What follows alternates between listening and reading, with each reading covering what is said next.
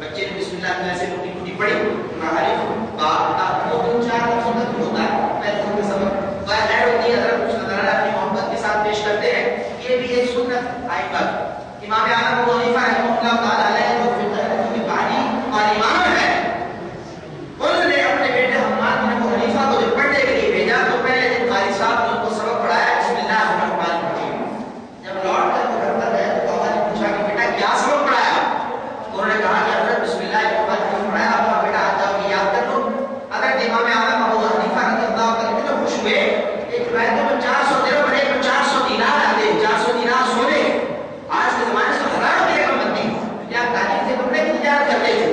تو وہ استاد کو خدمت میں بھیجا.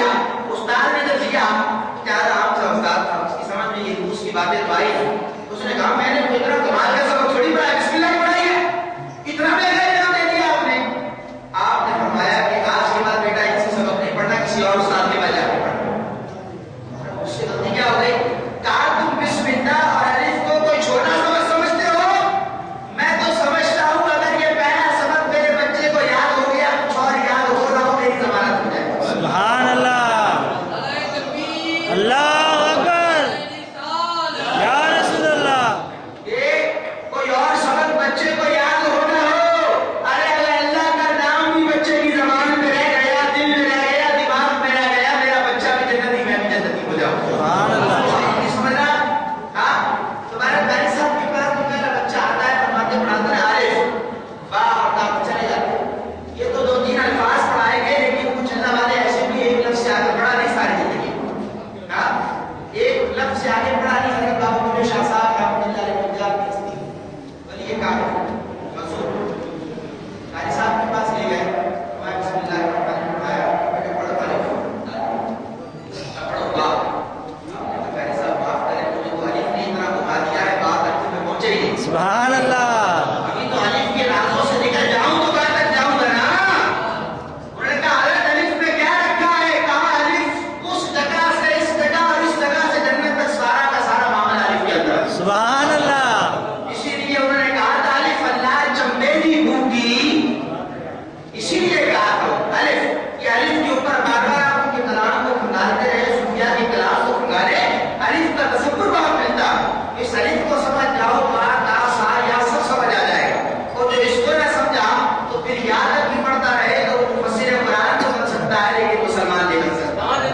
فرق کیا ہے؟ شاہ عبد الحدیث بنائی اس کے اندر آ جاؤ, حاجی آپ کو پنجاب والے پنجابی ایسا کرتے ہیں, ایسا نہیں. عشق والے ہر جگہ ملتے ہیں, قلب و نظر والے ہر جگہ پائے جاتے ہیں. شاہ عبد الحدیث بنائی رحمۃ اللہ علیہ نگاہ اٹھا کر دیکھے, سندھی شعر کے اندر فرماتے ہیں اکھڑ پڑا لے جو کیا فرق سب مثال دل اندر ہوا جائے پتا پڑھنے کی طرح. کہا بیٹا سبق پر الف کا, باقی سارے ورقوں کو بھول جا. ارے کتنے ورقے یاد کرے گا, یہ ایک سبق یاد کر لے تو بہت ہے. سبحان اللہ. ایک سبق یاد کر لے تو بہت ہے.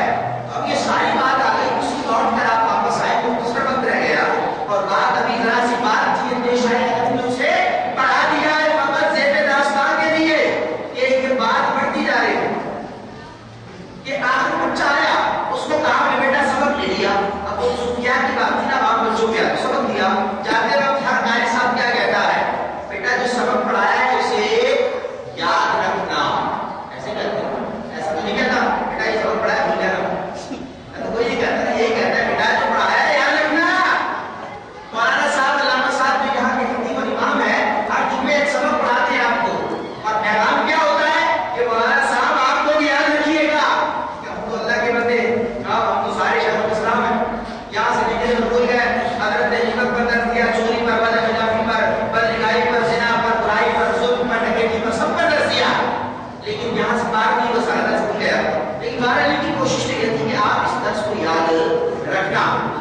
اگر بچہ پہلے دن کا سبق بھول جاتا, الف با یاد نہیں رہتا, تو بچہ سبق بھول گیا, دوسرے دن قاری صاحب کے پاس آئے گا, قاری صاحب کہیں گے بیٹا اپنی شرح سناؤ. انہوں نے یاد ہی کوئی, یہ کہاں سے سنائے گا, مجھے نہیں یاد. اب قاری صاحب اگلا سبق دے گا کہ اپنی شرح پکا کرائے, اس بات اپنی شرح پکا کرائے. کیوں؟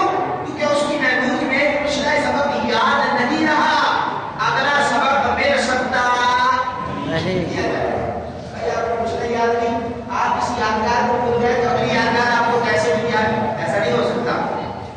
جو ایک لفظ کے مفہوم کو نہ رکھ سکا محفوظ, میں اس کے ہاتھ میں ساری کتاب کیسے دوں. سبحان اللہ. جس نے ایک لفظ کے مفہوم کو نہ سمجھا, باقی کتاب کیسے پڑھنے کے لیے دی جائے, اس نے پتہ ہی کوئی نہیں.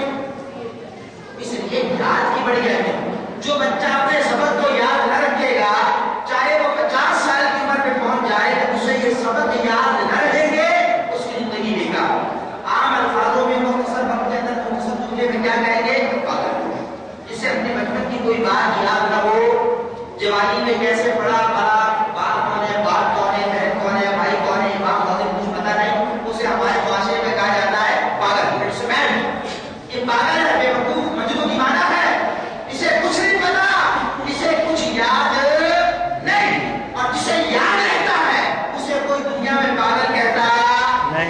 یاد ہے بھائی آپ کو کہیں گے پاگل ہو آپ کے ہم اس بات کی بات کرو جو یاد ہے بے وقوف ہے میرا عمل ہے مجنون ہے اس بات کا مجنون مجھے بچپن سے مجھے سب یاد ہے استاد نے جو رٹنے والے نے پہلی کے اندر میں فیل ہوا تھا پانچویں کے اندر مجھے سب یاد ہے اگر چاہے اور کوئی نہیں ہے لیکن یاد سب ہے تو یاد رکھنا یہ بڑی اہمیت ہوتی ہے اس یاد کا اسلام میں بڑا تعلق جو یاد آپ کو دنیا کے اندر کامیاب کرتی ہے اس یاد کی اہمیت اسلام میں بھی دی اس لیے اسلام نے یادوں کے اوپر بڑا زور دیا قرآن کو کھول کے دیکھیے قرآن کی طرف چل رہے ہیں قرآن کو کھولا اس اعتراض کے جواب کے لیے قرآن نے کہا کہ میں دیکھوں اگر مجھ سے سوال کرتے ہو تو 267 مقامات 267 مقامات پر میں لوگوں کو کہتا ہوں بندو یہ سبق پڑھایا ہے اسے یاد رکھنا اس کو طرح آتا ہے قرآن میں وَذْكُرْ اِذْ یہ لفظ استعمال ہوتا ہے یاد رکھنے کے لیے یاد کرنے کے لیے وَذْكُرْ یاد کرو حضرت موسیٰ کا واقعہ آ رہا ہے بھائی ہمیں حضرت موسیٰ سے کیا لینا دینا سوال آتا ہے کل کی طرف سے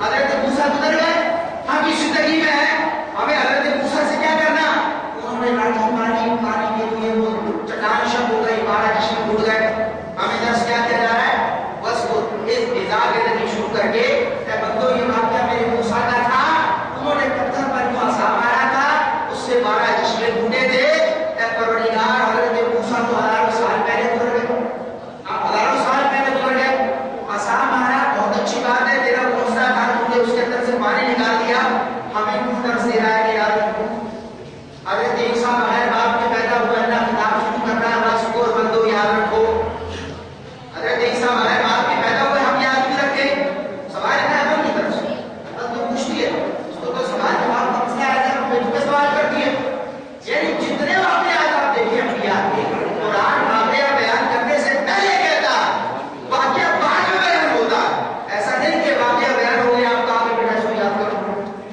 استاد کہا بیٹا یہ سارا واقعہ جو قرآن میں پڑھایا تمہیں یاد رکھنا کیسے قرآن کا اصول یہ کہ سارا واقعہ شروع کرنے سے پہلے بندے کو خطاب کیا جاتا ہے بندے واقعہ آنے والا ہے لیکن یاد پہلے رکھ دے یاد سے مراد قانون وہ شہباز کے ساتھ سن میں کیا کہہ رہا اب وہ واقعہ ہوتا ہے تو یہ سارے کے سارے واقعات سے جو قرآن مجید فرقان حمید پر ہے کبھی غور کیا کہ ان یادوں کو یاد رکھنے کے لیے قرآن بار بار کیوں کہہ رہا ہے یاد رکھو کیونکہ ہمارا اسلام سارا کا سارا یادوں اور یادگاروں پر مبنی اگر یاد اور یادگار اسلام اور دین سے نکال لی جائے پیچھے کچھ نہیں بچتا اور کچھ نہیں بچتا اب قرآن نے کہا یادوں کے بارے میں جو اللہ تعالیٰ کی نشانیوں کو یاد رکھے تعظیم کرے توقیر کرے اگر وہ احترام میں ڈالا ہے تو یہ اس کے دل کے تقوی کی وجہ سے اب محبوب کریم صلی اللہ علیہ وسلم کے عمل کی طرف چلے کہ محبوب فتح مکہ کے عالم میں آئے خانقاہ کے اندر داخل کو 360 چوگر تھے ادھر وہ اللہ سارے کے سارے جو حلال سردار کا ہم لگے محبوب